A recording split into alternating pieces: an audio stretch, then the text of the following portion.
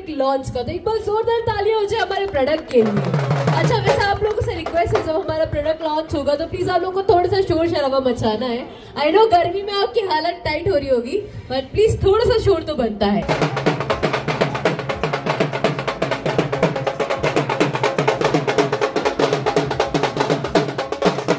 चलिए, इसी के साथ हमारा दूसरा प्रोडक्ट है जो कि नए डेकॉल और प्रीमियम फिनिश के साथ पेश किया गया है। 47 हॉर्स पावर पावरफुल इंजन, कम डीजल खपत, ऑयल में डूबे हुए डिस्क, ध्यान दीजिएगा, लिफ्टोमैटिक बटन।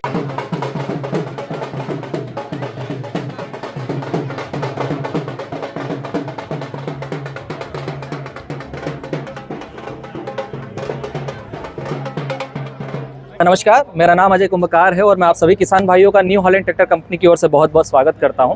आज हम जिस ट्रैक्टर की बात कर रहे हैं ये है न्यू हॉलैंड 3600। जी हां, 3600 काफ़ी पुराना मॉडल है, काफ़ी पुराना नाम है।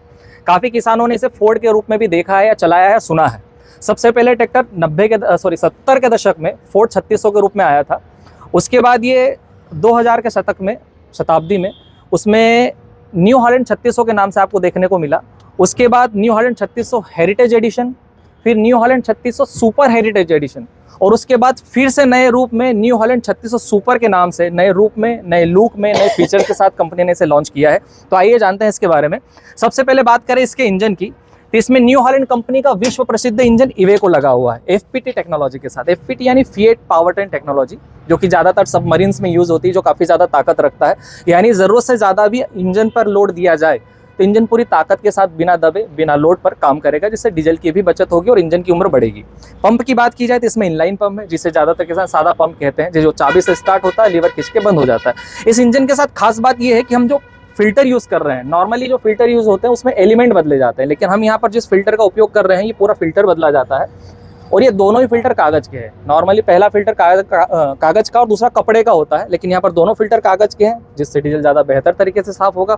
दूसरा, यहाँ पर आप देख सकते हैं इसमें वाटर सेपरेटर कैप भी लगी है। वैसे वाटर सेपरेटर हम ट्रैक्टर में देते हैं, लेकिन फिर भी बाई चांस कभी कुछ पानी अगर निकल कर फिल्टर तक आता है तो यहाँ पर हम वाटर सेपरेटर कैप की मदद से उस पानी को अलग कर सकते हैं। दूसरी सुविधाओं की बात की जाए तो power steering. Normally power steering दुनिया के सभी ट्रैक्टरों में आता है, लेकिन यहाँ पर आपको देखने को मिलेगा कि पावर स्टीयरिंग के लिए हम 1 लीटर ऑयल का उपयोग अलग से करते हैं। ज़्यादातर क्या होता है, हम गियर बक्से का ऑयल का उपयोग करते हैं, तो उसमें कहीं ना कहीं एमरी बनती है। अब किसान इंजन की सर्विस तो हर 250-300 घंटे पर करवा लेते हैं, लेकिन कहीं ना कहीं हम गियर बक्से का ऑयल सालों साल नहीं बदलते, उससे एमरी बनती है और कहीं ना कहीं पंप को नुकसान होता है। लेकिन यहाँ पर 1 लीटर ऑयल सिर्फ पावर स्टीयरिंग के लिए, इसका दूसरा कोई काम नहीं है। दूसरा, इस ऑयल को यहाँ तक पहुँचाने के लिए ये पंप भी अलग से, आप देख सकते हैं पावर स्टीयरिंग का पंप अलग है, हाइड्रोलिक का पंप अलग है। नॉर्मली टिंडम पंप आता है। अब टिंडम पंप गलत नहीं होता, लेकिन कहीं ना कहीं जब आप ट्रैक्टर बड़ा ले रहे हैं तो स्वाभाविक आपके इंप्लीमेंट भारी होंगे, वजनदार होंगे। यहाँ पे जब हाइड्रोलिक पंप अलग हो तो खेत की मेड़ पर पहुंचकर जहाँ पर आपको स्टीयरिंग मोड़ना है, वहीं पर इंप्लीमेंट भी उठाना है। यानी एक ही समय में ट्रैक्टर के आगे भी आयल चाहिए और ट्रैक्टर के पीछे भी आयल चाहिए, तो वहाँ पर दोनों पंप ज़्यादा बेहतर तरीके से काम करते हैं। कहीं ना कहीं हाइड्रोलिक संबंधी काम हमारा अच्छा होता है। दूसरी चीज़ों की बात की जाए तो यहाँ पे ये जो जॉइंट देख रहे हैं, यहाँ से यहाँ तक ये जो चीज़ है, इसे फ्रंट एक्सल सपोर्ट कहा जाता है। इसका वजन होता है लगभग 95 किलो। ये बम्पर है, इसका वजन होता है लगभग 90 किलो। और बैटरी मोटा मोटा 2 क्विंटल का वजन यहाँ पर हमें ज़्यादा मिल रहा है। दूसरा, इसका एक फ़ायदा और है कि जब हम ट्रैक्टर चलाते हैं, स्वाभाविक है ट्रैक्टर खेत में मेड़ पर चलता है तो कहीं ना कहीं झटके लगते हैं। फ्रंट एक्सल सपोर्ट का फ़ायदा ये मिलता है कि जो नॉर्मल लोड है चेचिस पर डाल देता है, इसमें धड़ी में काम आने की संभावना है काफ़ी हद तक कम हो जाती है। ठीक है। दूसरी बात की जाए टायर साइज़ की, तो अभी इस ट्रैक्टर में हमें 750-16 के और पिछले टायर 14-28 के मिल रहे हैं। इसमें एक टायर साइज़ का ऑप्शन और है 650-16। होता क्या है कि ये जो आप ट्रैक देख रहे हैं ये एक्सल ये फिक्स है, लेकिन यहाँ पर हमें एडजस्टेबल धड़ी भी मिल जाती है, जिसमें मिनिमम ट्रैक हमें 48 इंच मिलता है। बहुत सारे किसान ट्रैक्टर खरीदते समय इस चीज़ का ध्यान रखते नहीं है, लेकिन जहाँ पर आलू की खेती होती है, बहुत बार खड़ी फसल में हमें ट्रैक्टर चलाना होता है, दवाई उड़ाने के लिए, डोरे चलाने के लिए, कुलपे चलाने के लिए, खड़ी फसल में खाद उड़ाने के लिए, तो उस एडजस्टेबल ट्रैक की ज़रूरत हमें पड़ती है। और आलू की खेती के लिए सबसे सूटेबल ट्रैक माना जाता है 48 इंच। तो वो 48 इंच का ट्रैक आपको इस ट्रैक्टर में मिल जाता है, और उसी ट्रैक को आप 48 से 52, 56 और 60 अपनी ज़रूरत और सहूलियत के हिसाब से सेट कर सकते हैं। तो 2 व्हील में 650 और 750-16 के ऑप्शन। दूसरा, इसी ट्रैक्टर में हमें 4 व्हील भी मिल जाता है, जिसमें हमें 2 प्रकार के एक्सल देखने को मिलते हैं। पहला STS एक्सल, यानी शॉर्ट टर्निंग एंड शील्ड, यानी 4 व्हील की ताकत तो मिलेगी, लेकिन उसी बड़े ट्रैक्टर से आप खेत में भी काम कर सकते हैं, जिसमें टायर साइज हमें मिलती है 8-3-20 की। लेकिन बहुत सारे किसान का उद्देश्य है कि मुझे तो हैवी कमर्शियल यूज़ करना है या हैवी काम ही करना है, तो उसमें आपको MHD एक्सल मिलता है, मल्टी हैवी ड्यूटी, जिसे हम इंडस्ट्रियल एक्सल भी कहते हैं, जिसमें 9, 5, 24 की टायर साइज मिलती है। तो किसान अपनी सहूलियत के हिसाब से टायर का चुनाव या 2 व्हील 4 व्हील में का चुनाव कर सकते हैं। दूसरी अगर बात की जाए इंजन से जुड़ी, तो आप यहाँ देख सकते हैं जमीन से काफ़ी ज़्यादा ऊंचाई है, जिसको ग्राउंड क्लियरेंस कहते हैं, काफ़ी ज़्यादा है। लेकिन फिर भी बाई चांस ऐसी कुछ जगह आ जाती है जिसमें चांसेस होते हैं कि जो ट्रैक्टर है वो जमीन से टकरा जाए मेड़ पार करते समय। तो यहाँ पर हमें जो ऑयल संप मिल रहा है ये कास्टाइन आयरन का है, नॉर्मली शीट मेटल का मिलता है, चद्दर का मिलता है, तो यहाँ पर हमें मजबूती ज़्यादा है। और पीछे चले तो HDP फ्यूल टैंक, कहीं ना कहीं होता क्या है कि ज़्यादातर ट्रैक्टरों में शीट मेटल का डीजल टैंक आता है। रिटर्न पाइप के जरिए जो डीजल जाता है वो गर्म होता है, जब गर्म डीजल शाम को ठंडा होता है, भाप बनती है, पानी बनता है, कहीं ना कहीं जंग लगने के चांसेस बढ़ जाते हैं। इसमें जंग नहीं लगती, कहीं ना कहीं पंप और इंजन की उम्र बढ़ती है। ब्रेक की बात की जाए तो ओरिजिनल ऑयल में डूबे हुए ब्रेक यहाँ पर मिलते हैं। यहाँ स्प्रे वाला कोई सिस्टम नहीं है, ओरिजिनल ऑयल में डूबे हुए ब्रेक है और साथ में मल्टी डिस्क ब्रेक है।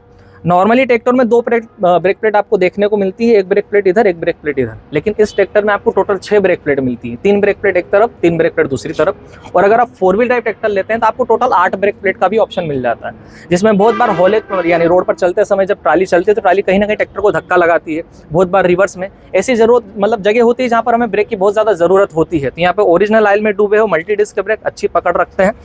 गियर की बात की जाए तो fully constant mesh gear box हमें यहाँ पर देखने को मिलता है। ये सबसे अच्छी किस्म का गियर बक्सा होता है ट्रैक्टर के लिए।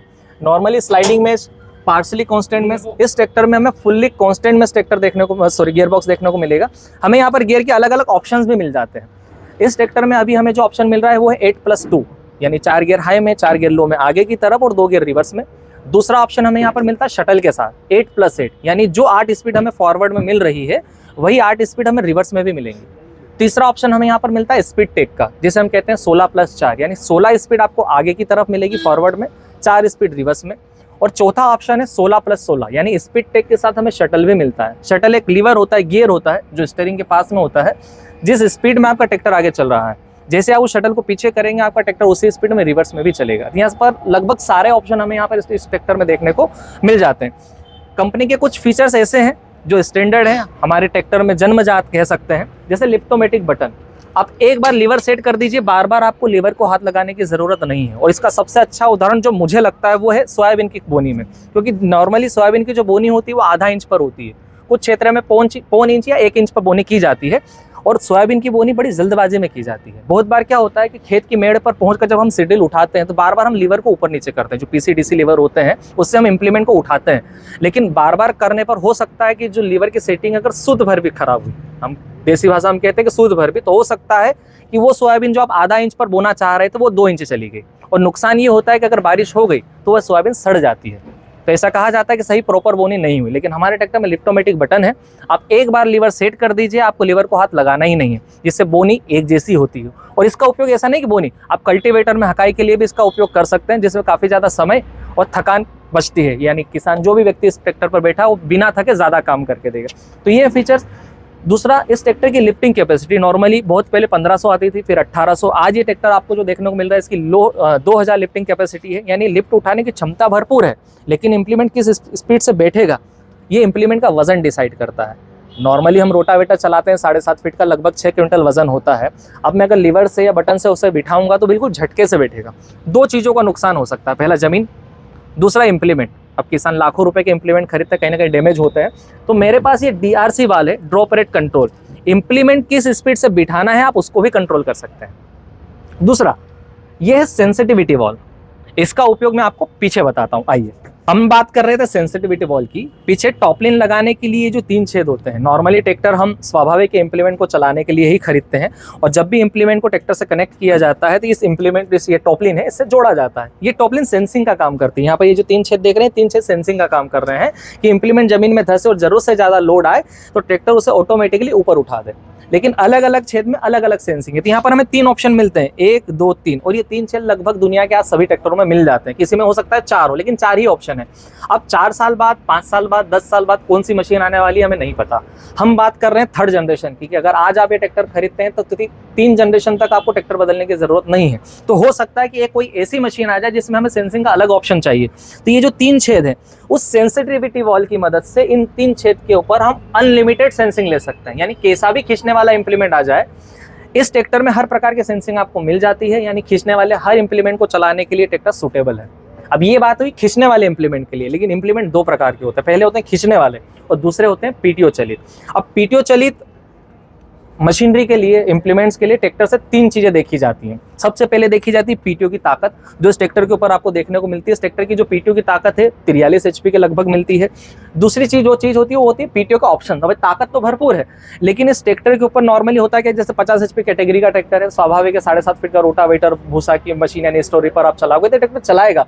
लेकिन इसी बड़े ट्रैक्टर के ऊपर हमें काम छोटा करना है, दवाई उड़ाना, खाद उड़ाना, ग्रेडिंग करना, ये हल्का काम है जो आपका नॉर्मली 30-35 HP का ट्रैक्टर कर देता है। तो आप 50 HP का डीजल क्यों जलाओगे? तो इस ट्रैक्टर में एक फंक्शन आपको मिलता है 540E यानी इकोनॉमी।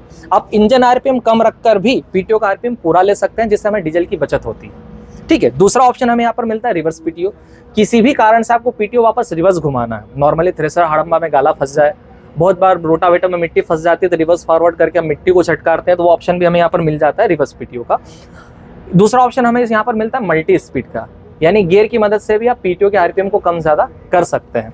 अब अगर इस ट्रैक्टर में आप शटल गियर का चुनाव करते हैं, जैसा मैंने गियर ऑप्शंस बताए थे कि शटल वाला ऑप्शन भी आता है, अगर आप शटल गियर का भी ऑप्शन चुनते हैं तो उस ट्रैक्टर में हमें रिवर्स में भी मल्टी स्पीड मिल जाती है।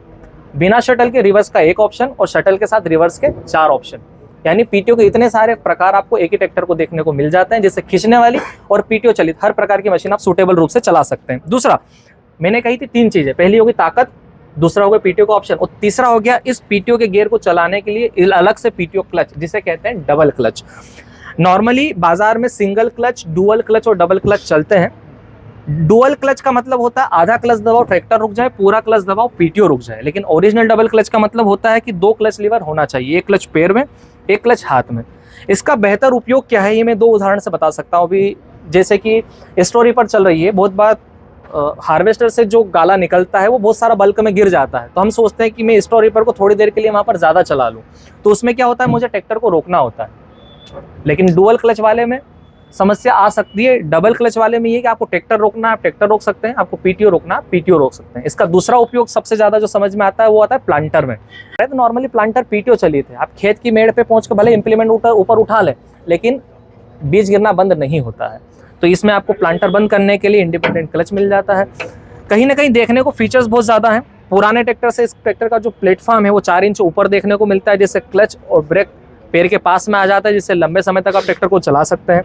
यहाँ पर क्लच सेफ्टी लॉक भी देखने को मिलता है। क्लच सेफ्टी लॉक से कहीं ना कहीं क्लच की उम्र बढ़ती है। होता क्या है कि जब बारिश का जो समय होता है और उसके बाद की जो गर्मी होती है वो चिपचिपी वाली गर्मी होती है, उसमें होता है क्लच प्लेट फ्लाईव्हील से चिपक जाती है। लेकिन जब आप क्लच लॉक लगाते हैं तो क्लच प्लेट फ्लाईव्हील से दूर हो जाती है, जिससे क्लच की उम्र बढ़ती है। जैसे छोटी चीज़ें बहुत सारी, जैसे आप छोटा सा नोट करेंगे तो ये जो स्पिंडल है इसकी जो बक्कल है वो चौकोर पकड़ है। कहीं ना कहीं अगर ये नट ढीला भी हो जाए तो इसकी पक्कल पे पकड़ इतनी मजबूत है कि जो स्टीयरिंग पे एक समय बाद जो बबलिंग की समस्या आती है वो नहीं आती है। यानी कंपनी छोटी चीज़ों पर ध्यान रखकर इस ट्रैक्टर को बनाती है। तो छोटी बड़ी सारी खूबियाँ हैं। नए लुक, कस्टमर की डिमांड थी थोड़ा सा बदलाव होना चाहिए तो नया रूप आ गया। किसानों की डिमांड थी साइलेंसर साइड में होना चाहिए, साइड में कर दिया। कस्टमरों की डिमांड थी कि भैया लिफ्टिंग कैपेसिटी थोड़ी सी और बढ़नी चाहिए, तो लिफ्टिंग कैपेसिटी बढ़ा दी। यानी कस्टमरों के हिसाब से, किसानों के हिसाब से, जैसी उनकी ज़रूरत, जैसी उनकी सहूलियत, सारे ऑप्शन के साथ आज न्यू हॉलैंड कंपनी ने इस ट्रैक्टर को फिर से लॉन्च किया है। तो ये है न्यू हॉलैंड 3600 सुपर। धन्यवाद।